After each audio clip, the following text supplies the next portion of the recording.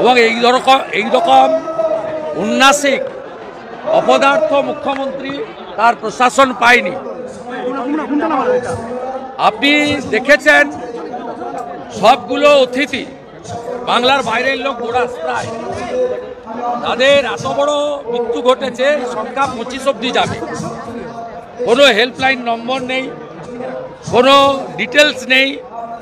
পুরো সরকারটাকে দীঘাতে তুলে নিয়ে এসছে, মাংস মাছ খাচ্ছে, চটি করে সাংস্কৃতিক কেন্দ্রকে মন্দির বলে চালাচ্ছে। এ পাপ রাখার জায়গা নেই।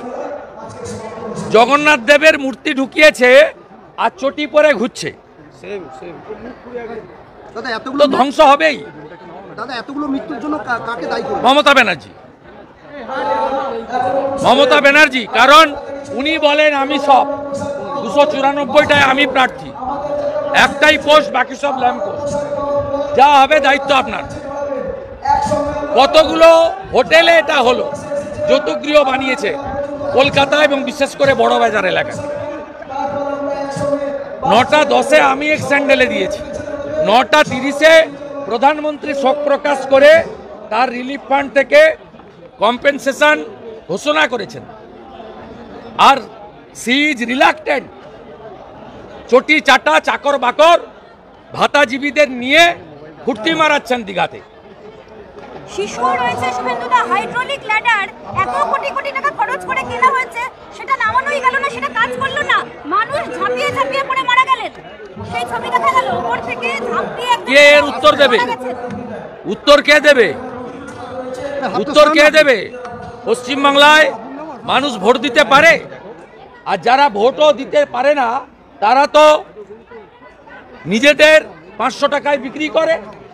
আর মুসলিমরা অন্ধের মতো মমতাকে ভোট দেয়, যেহেতু তাদেরকে তুষ্টিকরণের রাজনীতির মধ্য দিয়ে তিনি প্রোটেকশন দেন। দাদা, দীঘাতে দেখা গেল একাধিক হাইড্রোলিক ল্যাডার পড়ে আছে, হাইড্রোলিক ল্যাডার অথচ কলকাতায় নেই। পুরো সরকারটাকে দীঘায় তুলে নিয়ে এসছে, 28 কোটি টাকার অ্যাডভার্টাইজমেন্ট দিয়েছে, 300 কোটি টাকা প্রতিষ্ঠা করেছেন। একজন পুরী থেকে রাজেশ বাবু বলে কাকে ডেকে এনেছেন অর্থের বিনিময়ে। আর রাহুল যাদব, টিকি রাখলেই সবাই ইস্কন হয় না, সবাই শ্রীলা প্রভুপদ শিষ্য হয় না। ওনার নাম রাহুল যাদব, রাধারমণের নাম। ওটাকে নিয়ে গেছে, প্রথমে উপর থেকে পড়ল আবিদ নস্কর। আপনি বলুন, সনাতনী মন্দিরের ধাঁচে নির্মাণ ঠাকুর প্রতিষ্ঠা করছো, সেখানে সনাতনীর বাইরে লোককে ব্যবহার করলে কি হয়? প্রথমটা পড়ল বারুইপুরের পিজিতে ভর্তি, গত পরশু পড়েছে দেগঙ্গার আরেকটা মিস্ত্রি। সম্পূর্ণভাবে পাপ কাজ করছেন, তাই ঈশ্বর এগুলো মেনে নিচ্ছেন না। আজকে ডিভিশন বেঞ্চে রাজ্যের কৌশলীরা দৌড়লেন এই অনুষ্ঠান, যেটা এখন প্রায় শেষের পথে, শেষ হয়ে গেছে, সেটা যাতে অনুমতি না দেওয়া হয় তাই তারা সৌমেন সেনের ডিভিশন বেঞ্চে গেছিল। আদালত বলল প্রোগ্রাম শুরু হয়ে গেছে, আমরা কি করবো? তাতে কার্যত রাজ্য কৌশলীরা বলে জ্বালা, ভীষণ জ্বালা। শাস্তে এসেছিল হিন্দু, আমরা বানিয়ে দিয়েছি আজকে জালি হিন্দু। জালি মমতা, জালি হিন্দু। মমতা জালি হিন্দু, রেড রোডে হিজাব পরে প্রেয়ারে যায়।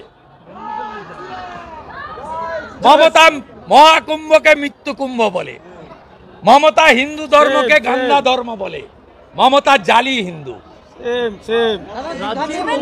প্রশ্ন করছেন যে শুভেন্দু অধিকারী বললে রাত 9টায় আপনারা শুনানি করে দেন, আর আমরা এরকম গুরুত্বপূর্ণ বিষয় আপনারা পরের দিন ডেট দিয়ে দিলেন, কালকে বললে শুনানি। ওটা মুর্শিদাবাদ জ্বলছিল, গুরুত্ব বুঝেই করেন ওরা।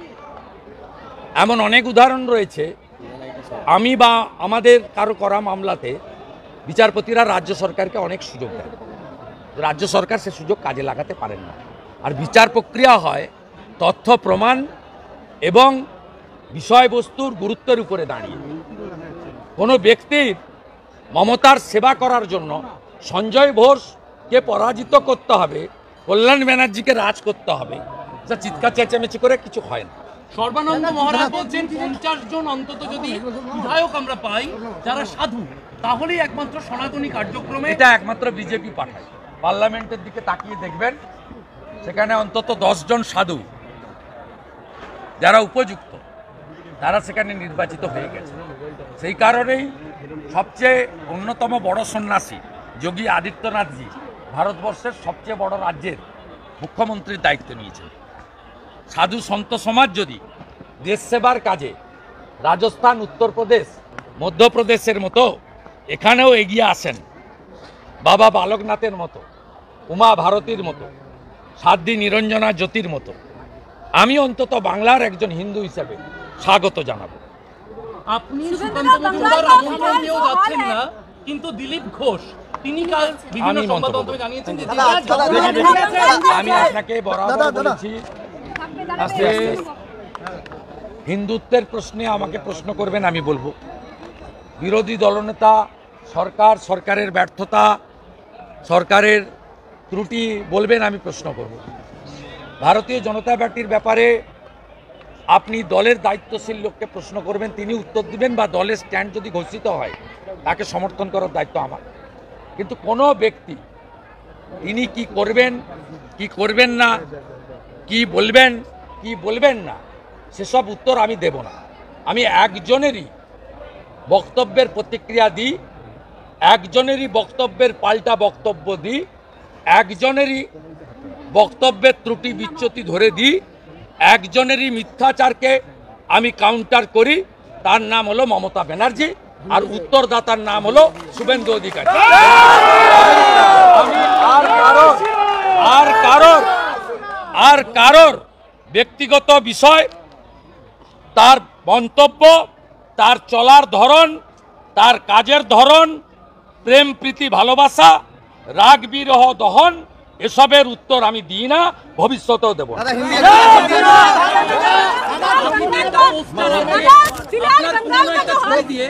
আপনার পুরনো একটি ছবি দিয়ে কাঁথিতে কিছু বিতর্কিত পোস্টার দেওয়া হচ্ছে বড় সনাতনী শুভেন্দু। হ্যাঁ, ঠিক আছে। আমি মমতা ব্যানার্জির মতো 30 দিন রোজা রাখার পরে যে নামাজ হয় রেড রোডে, আমি কোনোদিন অন্য ধর্মে পার্টিসিপেট করি। আমি কাউন্সিলর, এমএলএ, এমপি হয়েছি। আমি নিশ্চিতভাবে আমি মমতা ব্যানার্জির মতো এইরকম কাপড় দিয়ে, এরকম কাপড় লাগিয়ে কানের পাশ দিয়ে এরকম করে হিজাব করিনি। আমি আমি আমি ইফতারে গেছি, ভাত খেয়ে গেছি, এবং টুপি আমি পরিনি। আমি রুমাল মাথায় দিতাম, এবং আমি আমি আমি ছাড়ো, আমি বেলচোরের সম্পর্কে কথা বলছি, এটা উত্তর দিচ্ছে। আমি আপনাকে বলি, আমি কখনো অন্য ধর্মের তাদের যে ধর্মীয় রিচুয়াল তাতে অংশগ্রহণ করি। একটা জিনিস তৃণমূল চোরামূলের খুব ভালো লাগে, সকাল থেকে রাত্রি শুভেন্দু শুভেন্দু নাম ভজে। আমরা হরে কৃষ্ণ নাম ভজি, আর ওরা শুভেন্দু নাম ভজি। আমি ওদেরকে বলছি, আমি ওদের কাউন্ট করি না। বিধানসভায় হারিয়েছি, এখানে লোকসভাতেও হারিয়েছি, আবার 26-এও হারাবো। আমি মমতা ব্যানার্জি অটল বিহারী বাজপেয়ীর পা ধরে বসে আছে, এরকম 1000 ছবি আমিও কালকে লাগিয়ে দিতে পারি। মমতা ব্যানার্জি লালকৃষ্ণ আদবানির জুতো ধরে বসে আছে, এরকম ছবিও 1000টা আমার কাছে আছে। কংগ্রেস যখন লাথি মেরে দাঁড়িয়েছিল এই চোর মমতাকে, তখন মহামানব অটল বিহারী বাজপেয়ী আশ্রয় দিয়েছিল 98 সালে। অর্থাৎ এইসব পুরনো কাসুন্দি ঘাটলে এত দুর্গন্ধ ওদের বেরোবে, ওরা ঘর থেকে বেরোতে পারবে না। কাঁচের ঘরে বসে ঢিল ছুড়বেন না।